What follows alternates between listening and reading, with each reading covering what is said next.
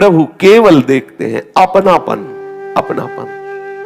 बड़ा सुंदर प्रसंग है ये। श्री रघुनाथ जी नाम के एक भक्त का है जो रघुनाथ दास गोस्वामी हैं, उनसे ये अलग है। बड़ा करुणा में प्रसंग है और उनकी उत्तम भक्ति का चमत्कार है, प्रकाश है। और ऐसे भक्त से अपना संबंध स्थापित करने वाले को भगवत प्राप्ति सहज में हो जाती है। इस प्रसंग में यह देखने को मिला कि स्वयं में तो उस कोटि की भक्ति नहीं, लेकिन भक्त को अपना मानने के कारण ये मेरा है, ये मेरे हैं, और पूर्ण अनन्य हो गए, तो उनको वही बात मिली जो रघुनाथ दास जी को मिले। ये महापात्र रघुनाथ की चर्चा है। कृष्णचंद्र इनके महान भगवत भक्त पिता हुए रघुनाथ जी के, उनका नाम था कृष्णचंद्र महापात्र। ये धनी मानी थे, खूब वैभव था, और ये सदैव संतों की सेवा करते रहते थे। प्रायः ये देखा गया कि जहां जिन घरों में संत महात्माओं का आवागमन या संतों की शरणागति है, उनके यहां भक्ति का प्रकाश निश्चित होता है, कोई न कोई महाभागवत प्रकट होता है। ये कृष्णचंद्र जी महाभाग्यवान हुए क्योंकि इनके ऐसा महान महिमा में रघुनाथ नाम का पुत्र जो भगवत अनुराग से युक्त हुआ। बड़ा सौभाग्य है जिनके घरों में भगवत भक्ति होती है या भगवत आराधना से युक्त कोई संतान होती है। ये सदैव संतों का खूब स्वागत करते, इनके घर में आनंद ध्वनि मची ही रहती। संत बड़े करुणामय हैं, जहां जाते हैं खूब भगवत चर्चा करना इनका स्वभाव होता है। नाम कीर्तन तो इनका व्यसन होता है, तो जिस घर में जाते हैं नाम कीर्तन भगवत चर्चा कथा तो बड़ा जय ध्वनि मची रहती, आनंद की गूंज मची रहती। और धन था ही तो खूब संत सेवा उत्साह से करते। वो बड़े भाग्यशाली हैं जो संत सेवा में अनुराग रखते हैं। भगवान की कृपा से श्री कृष्णचंद्र महापात्रा के यहां रघुनाथ नामक एक बालक का प्रादुर्भाव हुआ। रघुनाथ का स्वभाव बच्चापन से ही बहुत गंभीर रहना, सुशील, नम्र और संतों के समीप बैठना।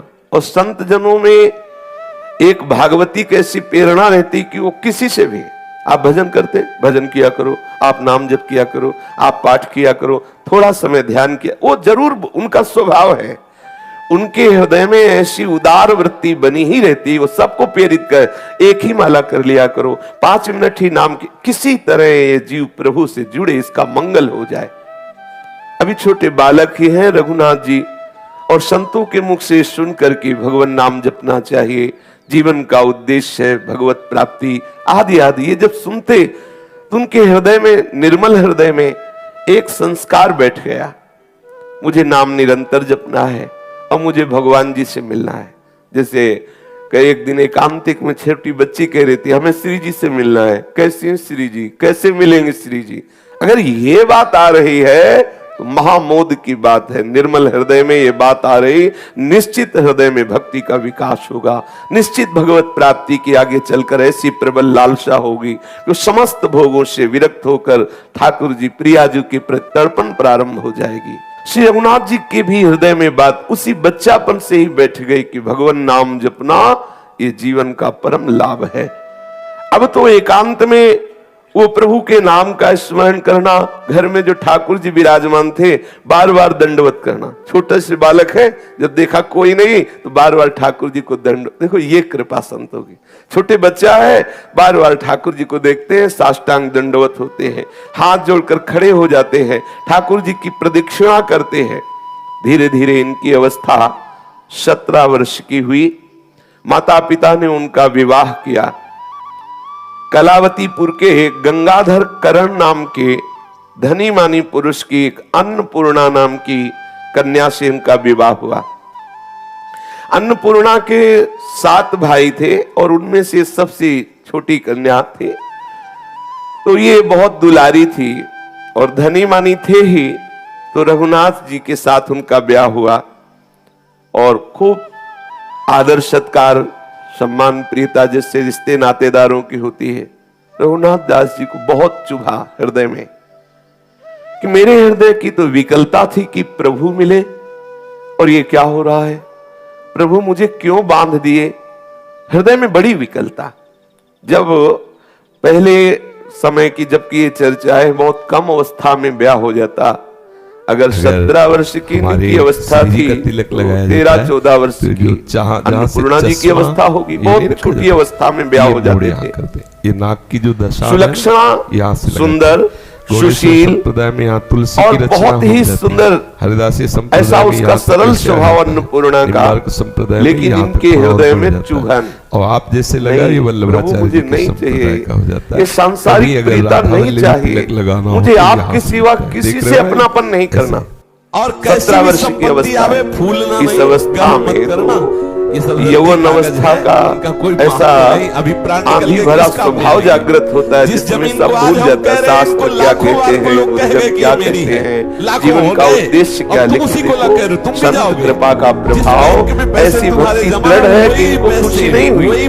माता पिता ने अपनी प्रसन्नता के लिए इनका ब्याह किया। केवल तुम्हारी मान्यता तुम्हें दुख, अब तो उदासीन रहते, इसलिए लेकिन वो अन्नपूर्णा ऐसे मंगल स्वभाव की, अपने प्रीतम को, और कभी इनसे कोई प्रश्न नहीं किया। इतनी मित्रता हृदय से निश्चय किया, मेरे जीवन भर मेरे प्राणनाथ चाहे जिस स्थिति में रहे, कभी इनको प्रतिकूलता नहीं दूंगी और सदैव इनके अधीन रहूंगी, उसका निश्चय। अगर आएगा भी तो तत्काल भगवान इनके पिता जब देखे हमारे बेटे का ब्याह हो गया तो एक प्रसन्नता आई और उन्होंने विचार किया, जिसको हमने ब्याज में पैसा दिया था किसी का ब्याज नहीं लेंगे।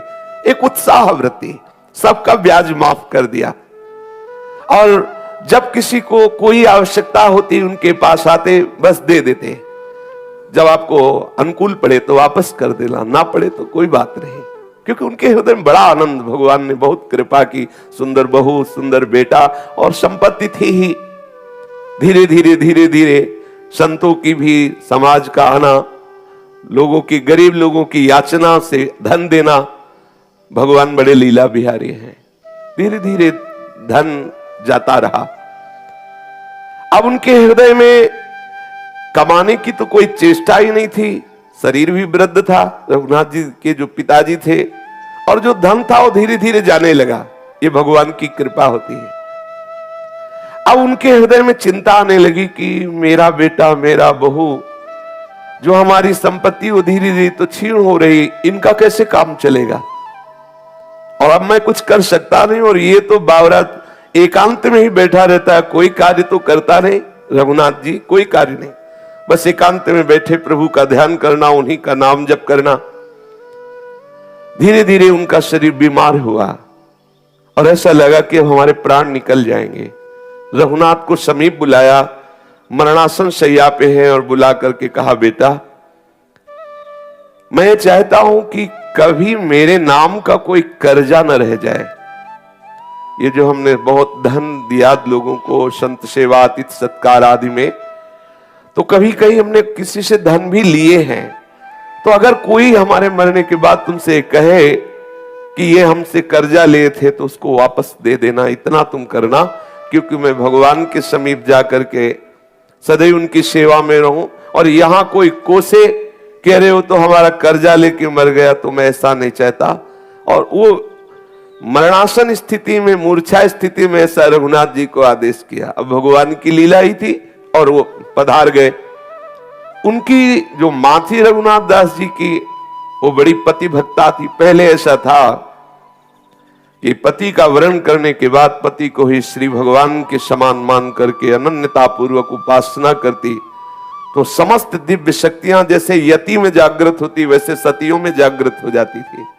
कुछ ही समय में उन्होंने अपने पति के वियोग होने के बाद अपने प्राणों को त्याग दिया, अर्थात उनकी भी शरीर पूरा हुआ, उनकी भी मृत्यु हो गई। अब जब लोगों को ये पता चला कि वो मरते समय कह गए थे कि जिनका कर्जा हो दे देना, तो जिनके कर्जे नहीं थे वो भी आ जाते हो, बोले हमारा कर्जा था वो दे।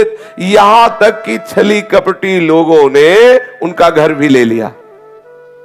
तो अन्नपूर्णा जो उनकी पत्नी थी, उनके तो पिता धनी मानी थे, अपनी पुत्री को ले गए। आज तक कभी रघुनाथ जी मिले नहीं उससे, घर में ही रहते हुए कभी पति पत्नी के भाव से नहीं, वो बस देख लेती थी मेरे ऊपर। वो हर समय उदास भाव से प्रभु का चिंतन करते।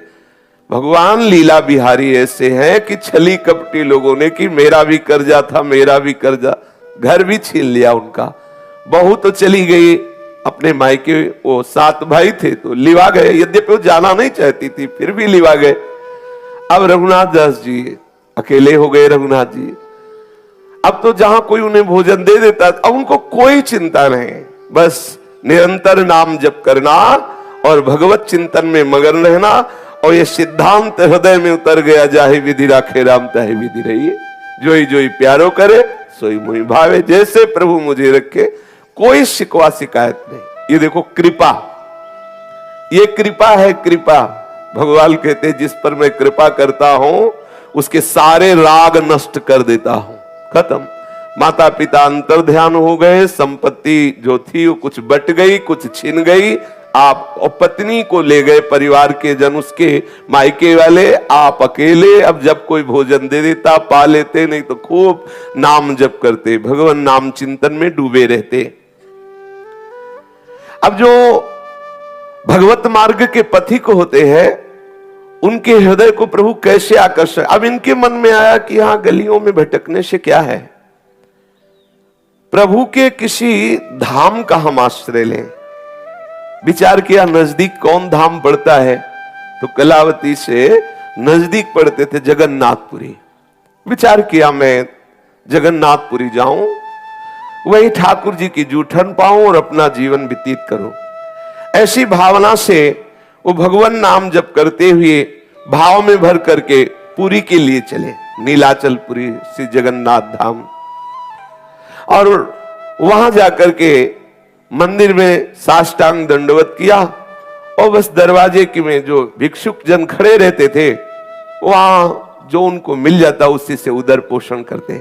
ऐसा ही कुछ चरित्र श्री पूज्य रघुनाथ दास गोस्वामी का भी आया है कि वो भी वहीं सिंहपौर पर खड़े हो जाते, जो मिल जाता उसी से उदर पोषण। कुछ दिन बाद उसका भी त्याग कर दिया। अब प्रभु से खड़े खड़े दरवाजे पे प्रार्थना करते, प्रभु मैं अनाथ हूं, न मेरे माता है न पिता है और न मेरे कोई भाई है, न कोई मेरा मित्र है जीवन में, और न मैंने आज तक किसी को अपना माना है। प्रभु आप मेरे हो, स्वीकार कर लो। हे प्रभु आप मेरे हो, मैं आपका हूं, ये स्वीकार कर लो। बहुत अंदर से विकल हुए सिंहपौर में वहीं जब मंदिर बंद हुआ तो सो गए। तो ठाकुर जी ने स्वप्न में उनसे आकर के कहा कि मैंने स्वीकार किया तू मेरा है। अब तो बहुत आनंद, जब जागे तो बहुत, क्योंकि हमारी प्रार्थना स्वीकृत हो गई। ठाकुर जी ने स्वप्न में कहा कि तुम जिस भाव से मुझे स्वीकार करो, मैंने तुम्हें स्वीकार कर लिया। अब तुम आज से अपने को अनाथ मत मानना, मैं तुम्हारा हूं और तुम हमारे हो।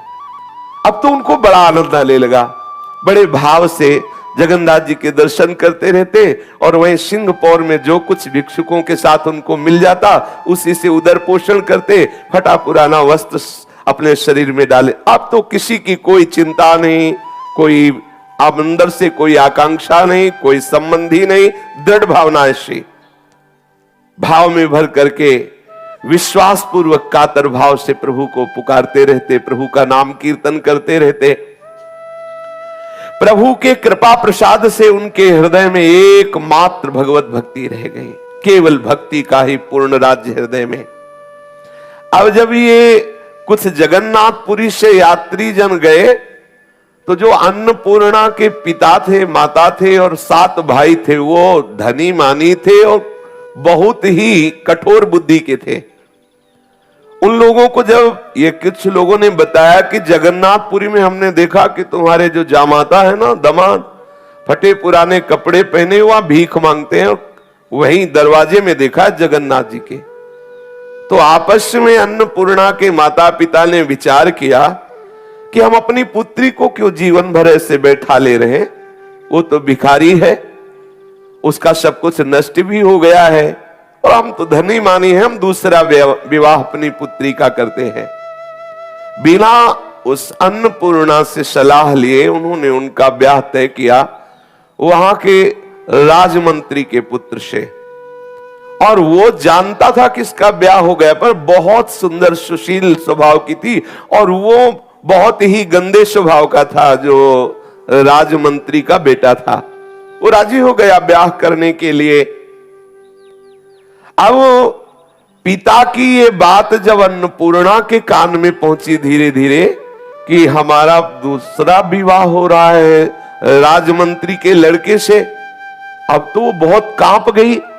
उसने कहा ऐसे कैसे हो सकता है? ठीक है हमारे पति हमसे कभी बोले नहीं, ठीक है हमारे पति के पास धन नहीं रह गया, ठीक है हमारे पति भिक्षावृत्ति से जगन्नाथ जी के दरवाजे पर बैठे रहते, लेकिन है ना मेरे प्रीतम, है ना। जब है तो मैं दूसरे को कैसे स्वप्न में भी स्वीकार कर सकती हूं? ये निष्ठा। अब तो हृदय व्याकुल होने लगा कि ये कैसे धूर्त हमारे माता पिता हैं। माता पिता तो व्यभिचार प्रवृत्ति से बचाते हैं बच्चों को, और ये हमें व्यभिचारी बनाना चाहते हैं। हमारे पति हैं, जब है तो दूसरा पति कैसे स्वीकार किया जा सकता है? अब वो हृदय में बहुत ही दुखी, अंदर से अस्वीकार करे, पर 7 भाई माता पिता कैसे वो बोल। पहले बहुत ही गंभीर सौम्य स्वभाव के बच्चे होते थे, उत्तर देने में बहुत ही संकोच, और फिर स्त्री शरीर। गंगाधर और मंत्री पुत्र दोनों ने ये दृढ़ निश्चय कर लिया कि अब विवाह पक्का, फाल्गुन शुक्ला पंचमी तिथि तय हो गई। अन्नपूर्णा ने जब ये सब बातें सुनी तो विचार किया और जगन्नाथ जी का स्मरण किया। प्रभु ऐसा कैसे हो सकता है? मेरे पति आपकी शरण में और मुझे दूसरे के साथ जाना पड़े। मैंने निश्चय किया है कि जिनसे मेरा ब्याह हुआ वही मेरे प्रीतम है। प्रभु आप ही मेरी रक्षा कर सकते हो। अब मन में उपाय सोचती, भगवान जगन्नाथ जी का स्मरण करती कि प्रभु आप तो असंभव को भी संभव कर सकते हैं। हे प्राणनाथ, क्या मेरे पति के जीवित रहने पर मैं दूसरा विवाह करूं? ये क्या उचित होगा? ये क्या धर्मयुक्त होगा? और प्रभु मेरे हृदय में किंचन मात्र ऐसी आकांक्षा नहीं, इसलिए मुझे बचा लो। मैं इन लोगों से वैर विरोध नहीं कर सकती। नाथ, जो जो भी विपत्ति में पड़ा आपने उबारा। मेरे अंदर तो भक्ति भी नहीं है, भजन भी नहीं है, पर तुम्हारी महिमा सुनी। प्रभु आप कृपा करो, किसी भी तरह मुझे बचा लो इस भारी विपत्ति से। मैं कभी भी व्यभिचार प्रवृत्ति से युक्त नहीं होना चाहती। पति के होते हुए हमें दूसरे की तरफ आंख उठा के देखो, ऐसा स्वप्न में नहीं हो सकता। देखो कैसी निष्ठा। हे विपत्ति से उद्धार करने वाले, संसार समुद्र से पार करने वाले, हे करुणामय कृष्ण, हे जगन्नाथ, मुझ पर कृपा करो। अंदर ही अंदर वो प्रभु से प्रार्थना करने लगी। रात दिन बैठे बैठे घुटती। अब उसे खाना पीना अच्छा नहीं लगता, बोलना चलना अच्छा नहीं लगता। रातों जग करके जगन्नाथ जी को पुकारती रहती, कोई ऐसा उपाय कर दो जिससे मेरा ब्याह रुक जाए। एक दासी थी जो अन्नपूर्णा को मां की तरह दुलार किया था। धाय मां उसे कहते हैं, प्रकट करने वाली मां और उसकी सेवा करने वाली धाय मां। बड़े घरों में सेविका रूप से आजीवन दासी भाव से जो रहती थी, वो धाय मां के समीप गई और उसकी गोद में बैठकर कहा कि मां मुझे बचा लो। मैं अपने धर्म से भ्रष्ट नहीं होना चाहती, और ये दुष्टता का रूप लिए हुए मेरे माता पिता मंत्री के पुत्र के साथ ब्याह निश्चय कर चुके हैं फाल्गुन शुक्ला पंचमी को। कोई उपाय बताओ, नहीं तो आपसे सच्ची कहती हूं मैं आत्महत्या कर लूंगी, लेकिन किसी दूसरे को छूने भी नहीं दूंगी। धाय मां ने कहा, बेटी तू चिंता मत कर, मैंने तुझे पाला पोसा है। कोई न कोई नीलाचल नाथ जगन्नाथ जी महाराज कोई न कोई उपाय जरूर करेंगे, आप तो निश्चिंत रहे। दासी एक दिन विचार करते हुए निकली और मोहल्ले में पता लगाया। बहुत बड़ा नगर था कलावती। मोहल्ले में पता लगा कोई जगन्नाथपुरी जा रहा है क्या, तो उसको पता लगा कि कुछ लोग जगन्नाथ जी के दर्शन करने जा रहे हैं। वो आई अन्नपूर्णा से कहा कि बात बन गई, जगन्नाथ जी के दर्शन करने अपने ही मोहल्ले के कुछ भगत लोग जा रहे हैं। आप एक पत्र लिखो और वो पत्र रघुनाथ जी को ढूंढ कर दे देंगे और वो आ जाएंगे तो ब्याह रुक जाएगा। वो रोक सकते हैं, वो तुम्हारे पति हैं, वो आ जाएंगे तो अपने आप समाज है, समाज सब साथ हो जाएगी और तुम्हारा ब्याह रुक जाएगा।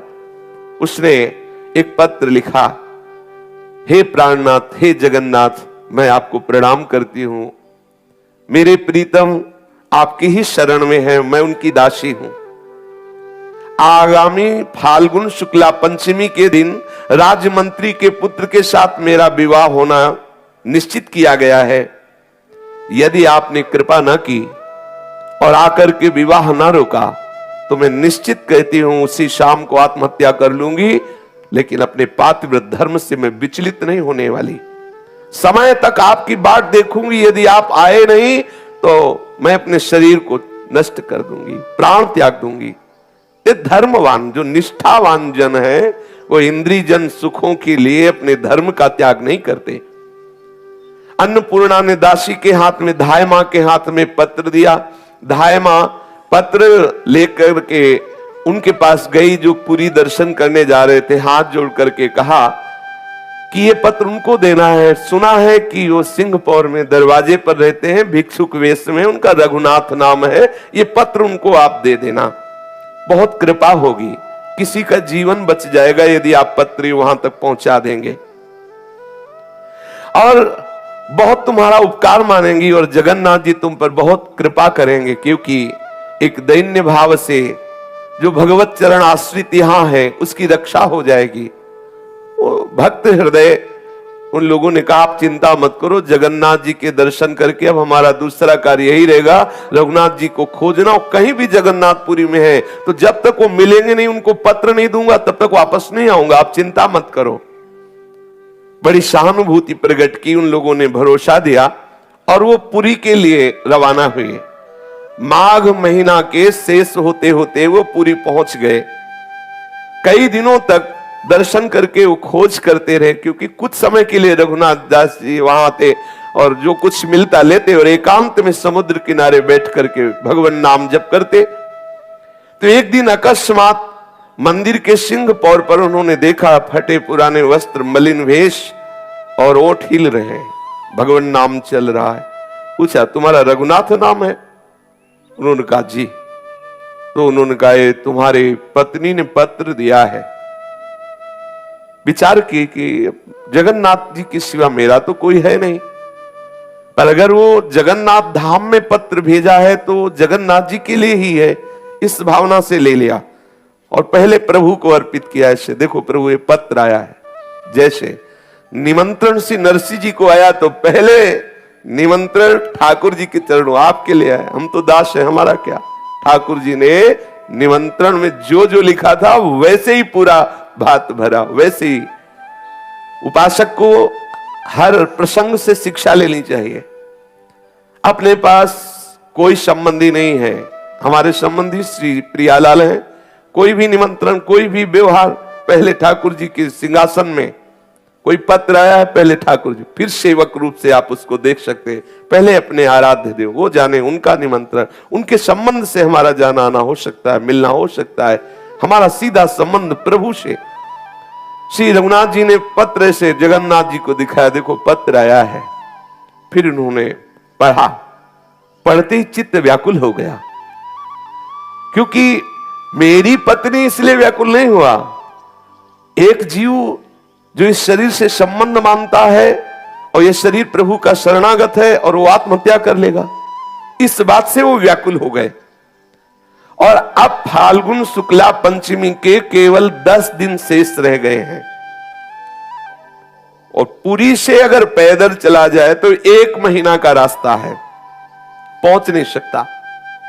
अगर हम भागें भी तो नहीं पहुंच सकते, और वो शाम तक आत्महत्या कर लेगी अगर उस तिथि को ना पहुंचे। क्या करूं? थोड़ी देर विचार करने लगे, फिर एकदम प्रसन्न हुए, जो जगन्नाथ जी चाहेंगे वही होगा। पत्र हमने उनको दिखा दिया। मनोरथ कल्पद्रुम तो जगन्नाथ जी हैं, कृपा सागर हैं, विपत्ति नाशक है, उनको जैसा उचित होगा वो करेंगे। एकदम निश्चिंत हो गए। थोड़ी देर के लिए चिंता बड़े बड़ों के हृदय में आ जाती है। ऐसा जब बार बार समझाने पर भी भगवती सती जी नहीं मान रही तो थोड़ी देर चिंतित हुए महादेव जी, ये क्या? मैं समझा रहा हूं फिर भी बार बार संशय कर रहे कि अगर परब्रह्म है तो सीता की खोज कहती, और अगर राजकुमार है तो भगवान शिव सच्चिदानंद कह के कैसे प्रणाम कर रहे हैं। बार बार समझाने पर भी ये संशय वही है, सोई जो राम रचि राखा, को करी तर्क बढ़ावई शाखा, अस कही जपन लगे हरि नामा। बस थोड़ी देर के लिए बड़े बड़े भक्तों के भी हृदय में एकदम चिंता आती, फिर वो निश्चिंत हो जाते हैं, प्रभु के आश्रित है ना। निश्चिंत हो गए रघुनाथ जी, जगन्नाथ जी जाने, और भगवत स्मरण करने लगे।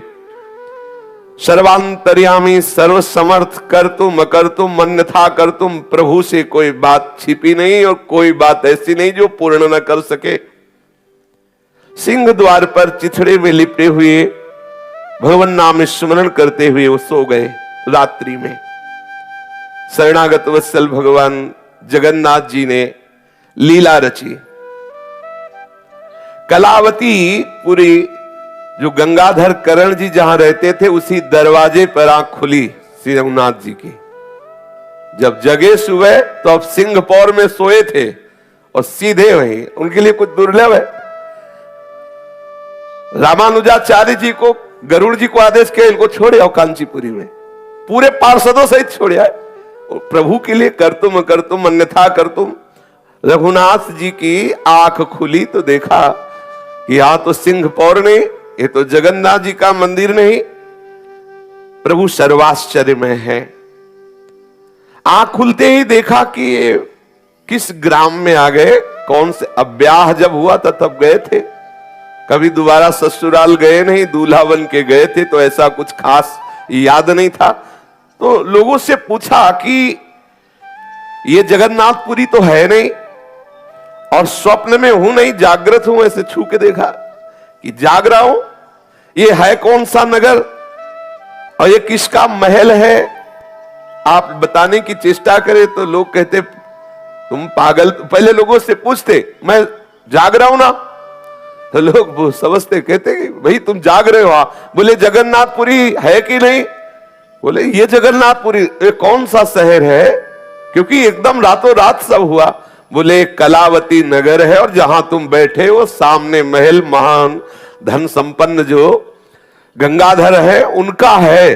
गंगाधर तो मेरे ससुर का नाम था। अच्छा तो ये जगन्नाथ जी की लीला हुई, पत्र का उत्तर सीधे हमें, ऐसा देखो कैसी लीला रची, सीधे रात्रि में ही जगन्नाथ जी ससुराल पहुंचा दिए उनको।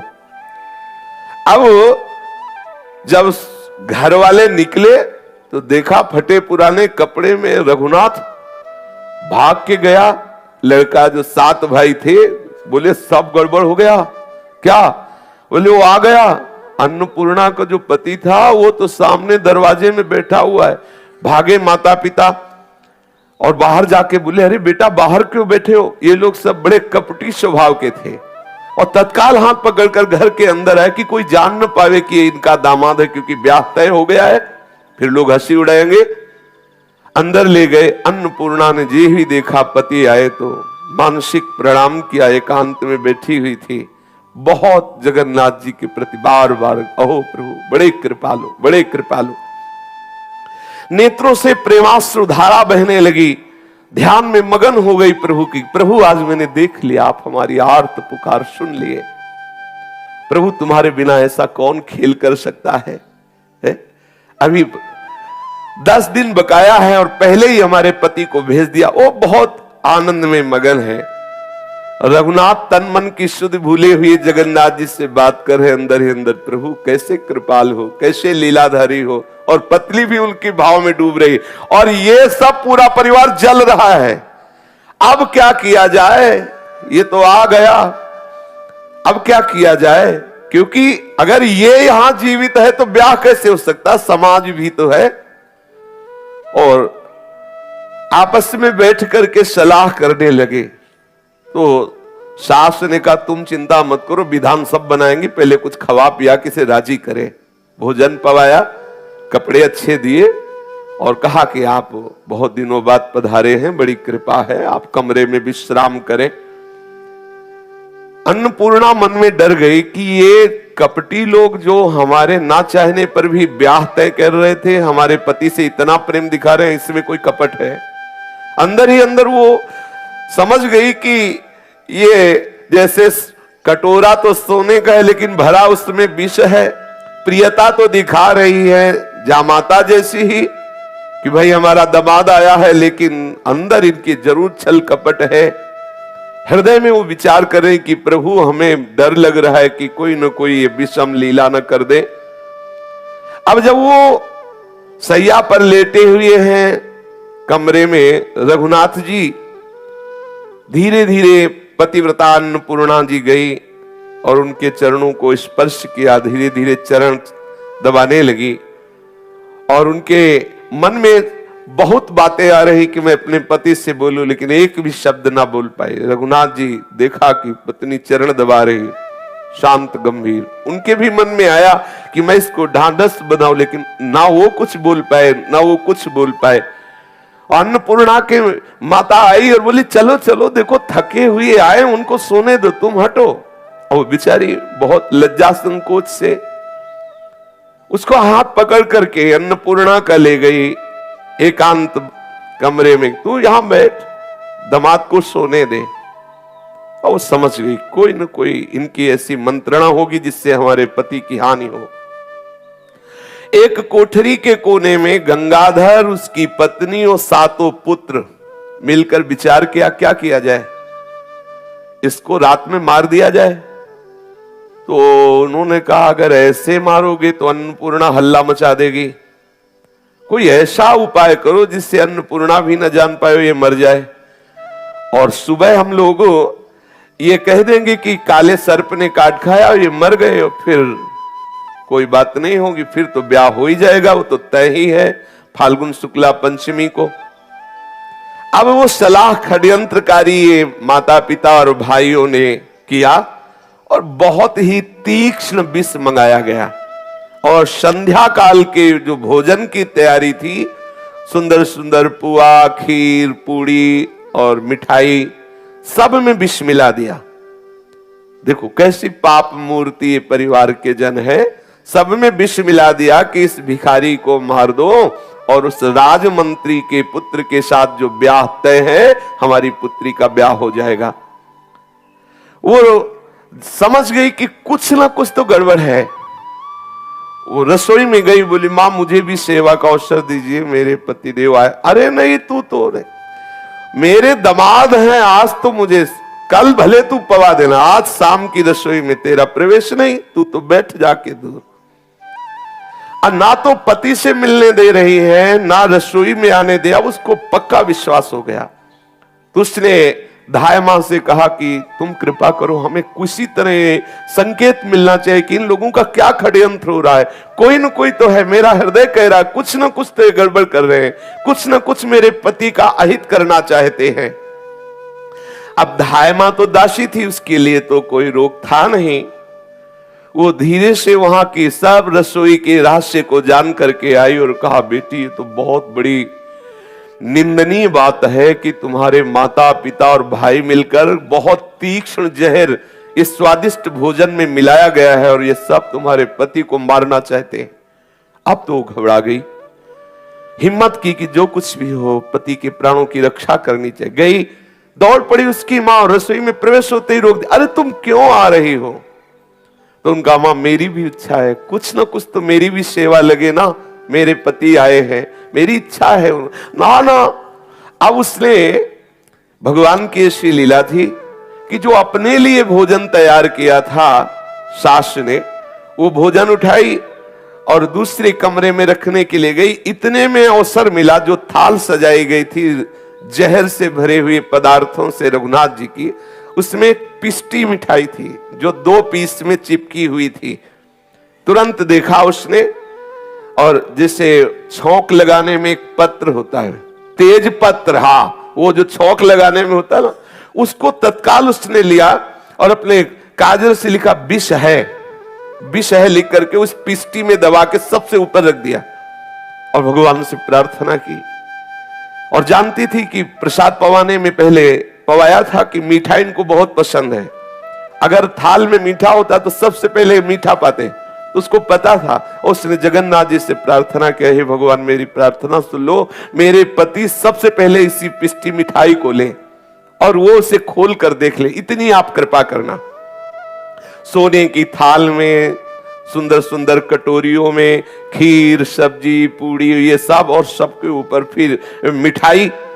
अब वो ये रहस्य मां नहीं जान पाई कि उस मिठाई के बीच में उस तेज पत्र में लिखा है कि विष है, ऐसा लिख करके उसने रघुनाथ जी के सामने थाल पहुंची। रघुनाथ जी तो जय जगन्नाथ आंख मूंदा और कीर्तन करने लगे। उस भोजन को एक एक कवल ध्यान के द्वारा भगवान जगन्नाथ जी को पवा रहे हैं। थोड़ी देर के बाद फिर आंख खोली और जय जगन्नाथ, और जे भी वो पिष्टी उठाई, सब पूरे परिवार के जन ताक रहे हैं कि अब तो बस पाएगा, थोड़ी देर में मर जाएगा। ऐसे पिष्टी खोली तो नजर बचा के ऐसे देखा कि विष है। खिड़की से पत्नी भी देख रही थी तो उन्होंने ऐसे देखा। पत्नी समझ गई कि देख लिया, बहुत प्रसन्न हुई, हट गई वहां से। अब वो विचार करने लगे कि ये तो हमने जगन्नाथ जी को अर्पित कर दिया। जो वस्तु जगन्नाथ जी को अर्पित कर दिया, जब प्रभु को भोग लगा दिया, अपने लोग हो तो कह दे कोई साक्षात थोड़ी लगाया, तो भावना में लगा है, हम नहीं पाएंगे, जहर है इसमें। लेकिन निष्ठा, उन्होंने कहा जब हमने जगन्नाथ जी को पवा दिया, मेरे प्रभु ने पा लिया, तो फिर क्या, मरना तो एक बार है ही ना। हम प्रभु को अर्पित किए हुए प्रसाद को नहीं छोड़ सकते।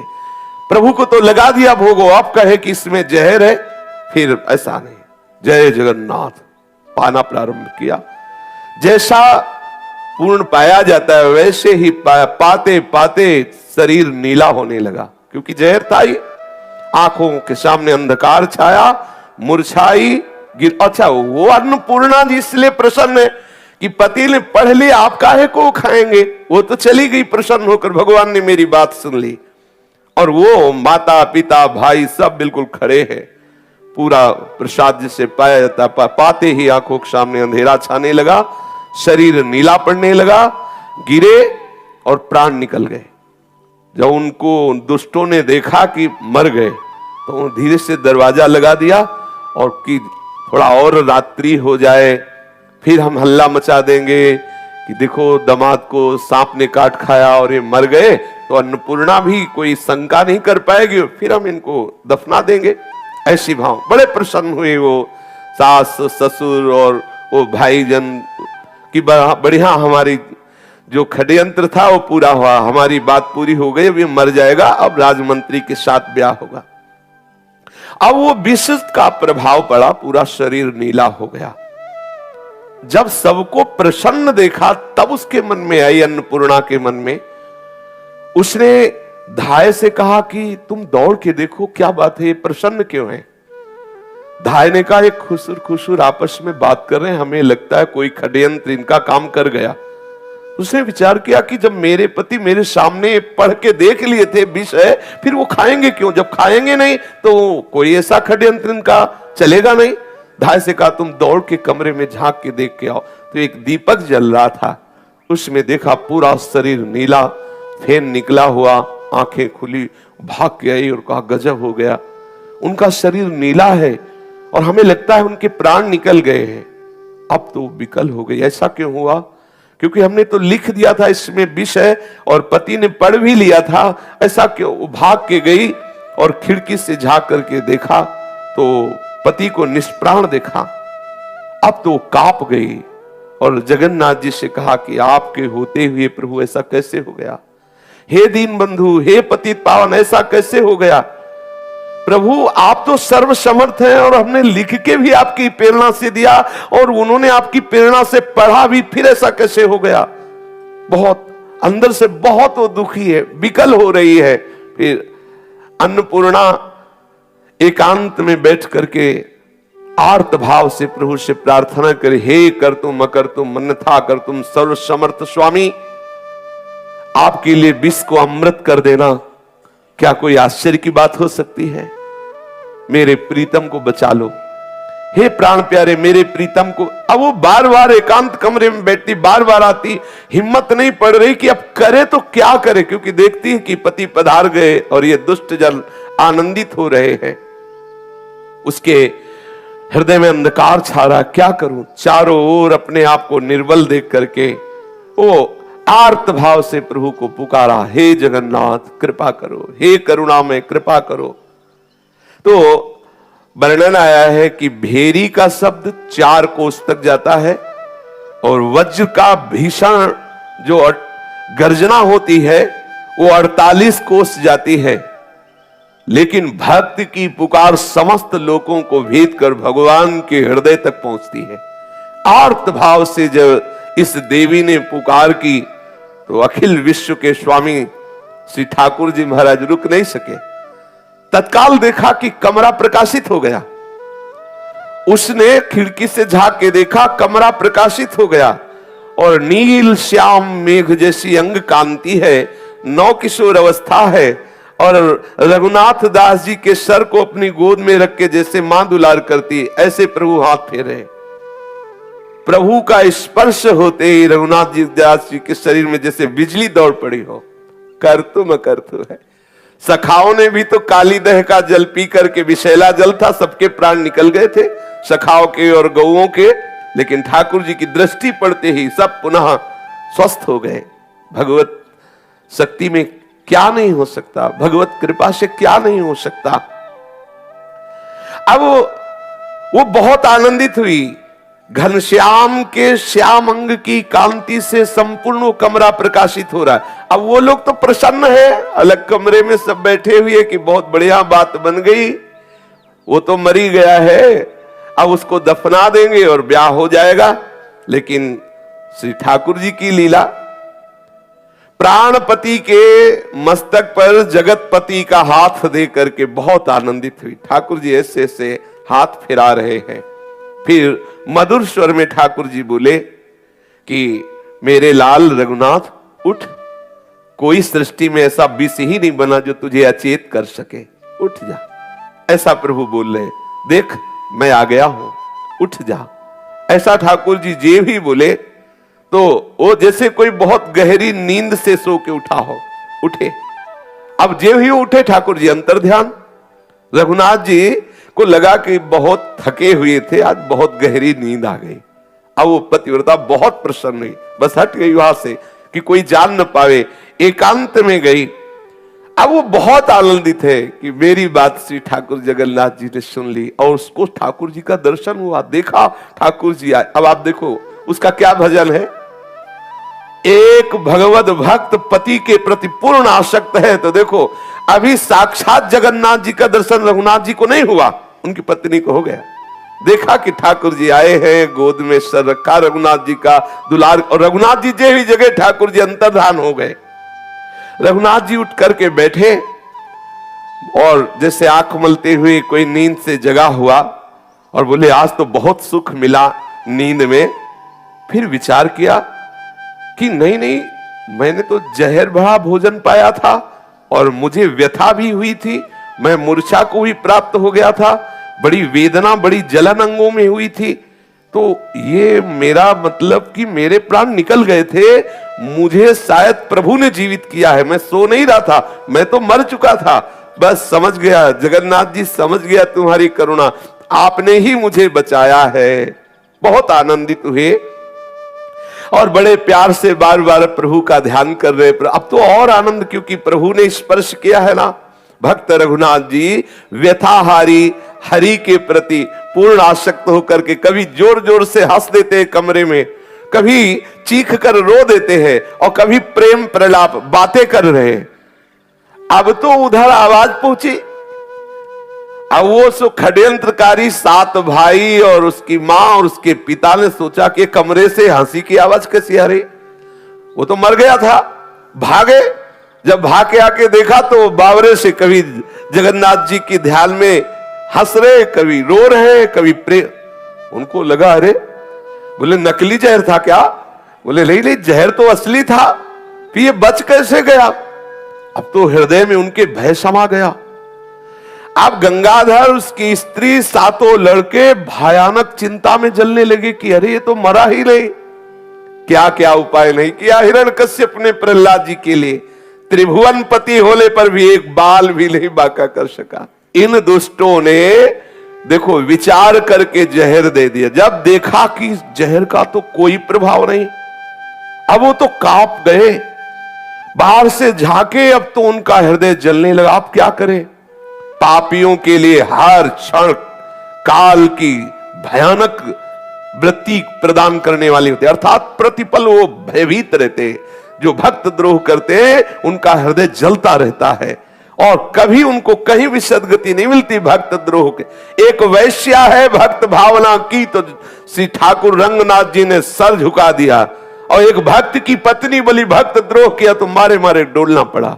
भक्त द्रोह एक ही अपराध ऐसा सृष्टि में है जिसमें भगवान क्षमा नहीं करते, नहीं तो चाहे अवगुण करे समुद्र सम, समुद्र के समान भी पाप बन जाए तो ठाकुर बड़े कृपाल, जन अवगुण प्रभु मानन काऊ, दीन बंधुवती मृदुल स्वभाव। लेकिन उनके दासों से कोई द्रोह कर ले ये नहीं, सो राम रोष पावक सो जरई, फिर प्रभु उस पर कृपा दृष्टि नहीं करते, फिर प्रभु उसको दुलार नहीं करते। शरणागत भयहारी का एक प्रण है कि उनकी शरण में कोई कैसा भी पापी आ जाए, कोटि विप्र बदला गए जाहु, आए शरण तजो नहीं ताहो। साक्षात दुर्वासा जी मांग रहे हैं, हे शरणागत भयहारी मुझे बचा लो सुदर्शन चक्र से, ये आपका सुदर्शन चक्र मुझे जलाए दे रहा है। बोले नहीं, मेरी सामर्थ्य नहीं, आम भक्त पराधीनों, बचना है अम्बरीश जी के चरण पकड़ो, मेरे चरणों से कुछ होने वाला नहीं। भगवान अपने शरणागत प्रण को भी भुला देते हैं। जाओ, भक्त द्रोह करने वाले के लिए कोई जगह नहीं है, भगवान भी ठुकरा देते हैं। अब वो पापियों के लिए एक एक क्षण महान कष्टदायक, हृदय जल रहा है, क्या करें।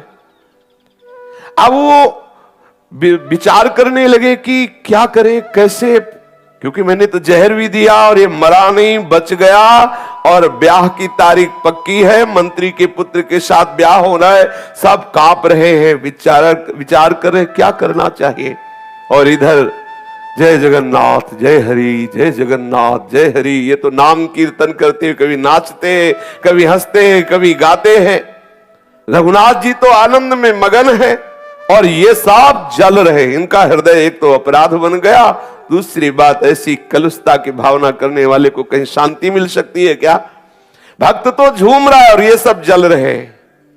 अब उनके हृदय में आया कि ये कोई मामूली आदमी नहीं है जो जहर खा करके भी जिंदा है। तो सबने इशारे से विचार किया, इसी के पैर पकड़ो, फिर कोई बाद में चाल चली जाएगी, पहले तो पैर पकड़ो। सब गए, चरणों में सब प्रणाम किया और कहा कि मेरे से गलती हो गई, मुझे क्षमा करो। श्री रघुनाथ जी ने प्रसन्न मुद्रा में कहा कि इसमें आपका कोई दोष नहीं, जगन्नाथ जी कृपालु हैं, मेरा कोई कर्म भोग था जिसको पवित्र करने के लिए आप लोगों के द्वारा भगवान ने ऐसी चेष्टा कराई। ये देखो, हो सकता है मैंने पूर्व जन्म में किसी को जहर दिया हो, तो आपके द्वारा प्रेरित होकर जगन्नाथ जी मेरे पाप कर्म को निवृत्त कराना चाहते, इसलिए मुझे आप लोगों से जहर दिलाया, इसमें आपका कोई दोष नहीं। ये भक्त का हृदय, वो मेरा कर्म भोग था, आप निश्चिंत रहिए, मेरे हृदय में आपके प्रति कोई भी दोष बुद्धि नहीं है, ये सब जगन्नाथ जी की लीला है। अब आप आनंदित रहिए, मैं आपके प्रति तनिक भी द्रोह भाव नहीं कर रहा हूं, ऐसा। और आप लोग मुझे दरिद्र नीच के प्रति अगर ऐसा भाव रखते हो कि इसके पास तो कुछ है नहीं, लड़की दुख पाएगी, दूसरे के साथ ब्याह कर दे, तो यदि अन्नपूर्णा राजी हो तो आप ब्याह कर दो, अगर ना राजी हो तो फिर ऐसा अपराध मत करो, मैं तुमसे प्रार्थना करता हूं। अब मैं जबरदस्ती नहीं कह रहा, यदि वो राजी है तो आप कर दो, अगर नहीं राजी है तो आप ही छोड़ दो, मैं जगन्नाथ जी ले जाऊंगा उनको, जगन्नाथ जी के पास ही रहेंगे, वहीं भिक्षा मांग करके पाएंगे, आप ऐसा ना करो। इसके बाद रघुनाथ दास जी जपने लगे भगवान नाम, उन लोगों से बोलना बंद कर दिया। वो सातों पुत्र सहित गंगाधर पीछे लौटे और विचार करने लगे कि क्या करें, अब क्या करें। रघुनाथ दास जी ने जो हमसे कहा तो क्या करें, अन्नपूर्णा तो राजी है नहीं कि दूसरे के साथ ब्याह करे। रघुनाथ दास जी ने उनके जो दिए हुए कपड़े थे उतारा, अपना फटा चद्दर ले आओ, ऐसे ओढ़ा और जा करके दरवाजे के बाहर बैठ गए और कहा यदि अन्नपूर्णा राजी ना हो तो आप तुरंत उसे बाहर निकालो और हम उसको लेकर जगन्नाथपुरी जाएंगे, अगर वो राजी हो तो तुम ब्याह कर दो, मैं जगन्नाथपुरी चला जाऊं। वो बाहर जाकर के विराजमान हुए। गंगाधर बहुत कुछ विचार करने लगे, पुत्रों सहित अंदर गए, अब क्या किया जाए। अन्नपूर्णा अब तक तो शांत बैठी थी क्योंकि प्रभु उसके पति जीवित हो गए थे। अब उसने विचार किया कि मैं बाहर निकलकर अपने दुष्ट माता पिता से कह दूं कि अब तुम्हारे रोके नहीं रुकूंगी, लेकिन वो पहले ही उसके कमरे में ताला लगा दिया गया था, बाहर से ताला लगा दिया गया था।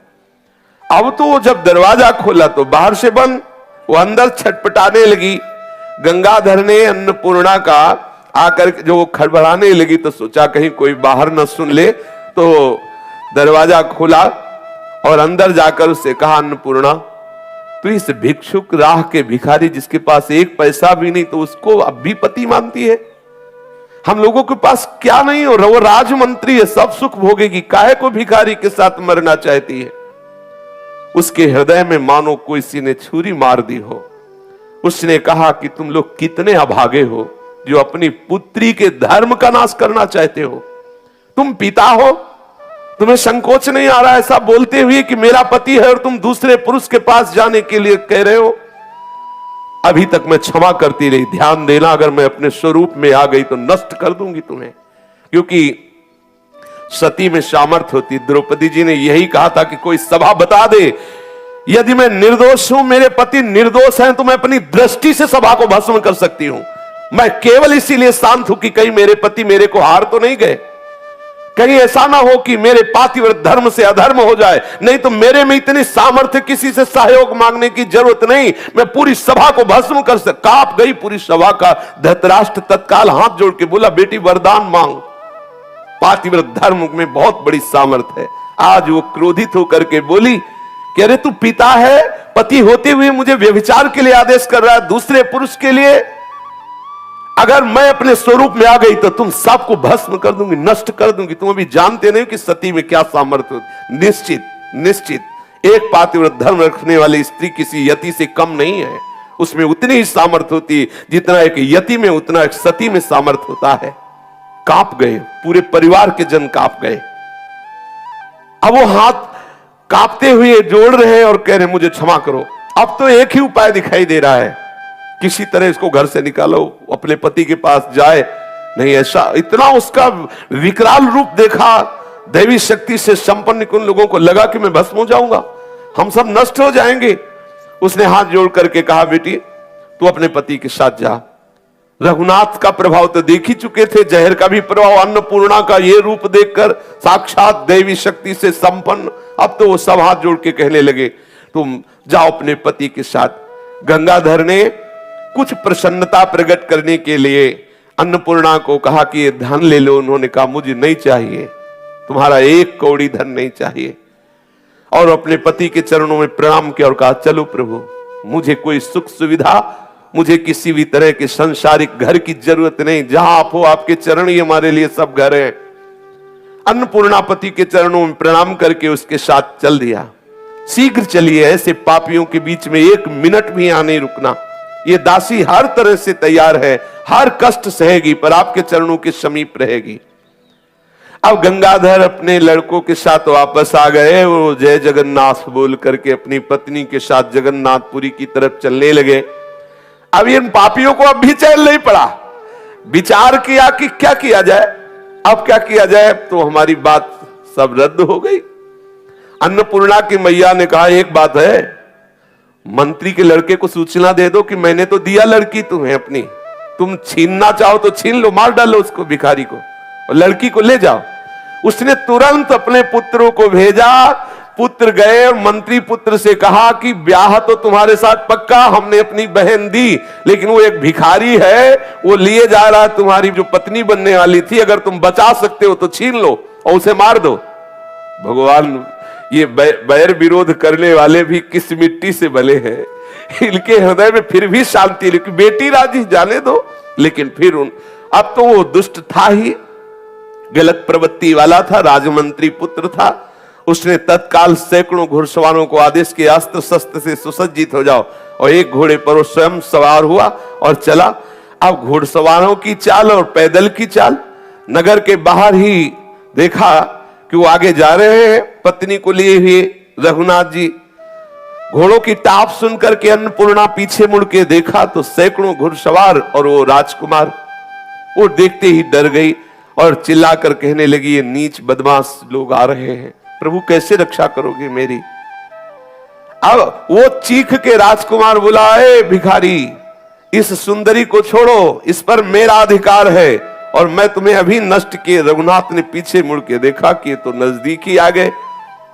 वो भक्तों का तो एक ही आश्रय है प्रभु, उसने अपनी पत्नी से कहा रघुनाथ जी ने कि अन्नपूर्णा तुम निर्भय रहो, हम जानते हैं जगदीश को, बहुत कृपालु हैं, बहुत सामर्थ। अरे बोले अब ये आ गए, देखो ये आ गए और ये आपको मारेंगे और हमें ले जाएंगे, अब कैसे बच पाएंगे? बोले फिर भी आप निर्भय रहो, हम जानते हैं प्रभु हमारे बहुत लीला विहारी है, बहुत सामर्थ्यशाली है, तुम्हें बिल्कुल नहीं डरना चाहिए। उसने कहा कि मैं आपको छोड़कर इन दुष्ट के साथ नहीं जाना चाहती, ऐसे दुष्टों का एक क्षण भी हम संग नहीं करेंगे, प्रभु मुझे बचा लो। रघुनाथ जी जोर से हंसते हुए बोले तुम डरती क्यों हो? हमारे स्वामी की सामर्थ्य को तुम जानती नहीं हो? अरे विपत्ति क्या है? भक्तों के लिए विपत्ति क्या है? भक्तों के लिए विपत्ति नहीं है, विपत्ति सच्ची वही है जो भक्त नहीं है। कहे हनुमंत विपत्ति प्रभु सोई, जाओ तो सुमिरन भज, हमारे लिए विपत्ति नहीं, तुम चिंता मत करो। अब वो तो घबरा करके सी रघुनाथ जी का हाथ कस के पकड़े हुए है और उधर सामने से दो घुड़सवार अत्यंत तेजस्वी अस्त्र शस्त्रों से सुसज्जित, रफ्तार से बिजली की तरह चलने वाले घोड़ों में बैठे हुए हैं दो। वो नजदीक आए, इधर रघुनाथ की तरफ एक घुड़सवार, इधर एक घुड़सवार। कहा तुम चिंता मत करो, मैं तुम्हें देखकर ही समझ गया कि तुम विपत्ति में फंसे हुए हो। हम दो के लिए पूरे त्रिभुवन के आ जाए घुड़सवार तो भी काफी है, हम दो इनके ऊपर भारी रहेंगे, तुम चिंता मत करना।